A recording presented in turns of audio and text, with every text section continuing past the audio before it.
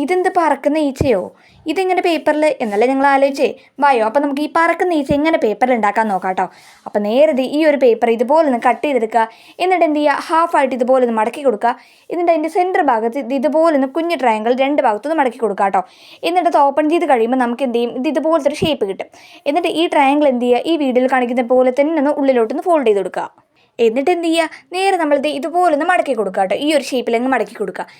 എന്നിട്ട് നമ്മുടെ അടുത്ത പണിയാണ് എന്ത്, അടുത്തൊരു പേപ്പർ എടുക്കുക. എന്നിട്ട് എന്ത് ചെയ്യുക, ഈ ഈച്ചൻ്റെ ഷേപ്പൊക്കെ ഒന്ന് വരച്ചു കൊടുക്കുക കേട്ടോ.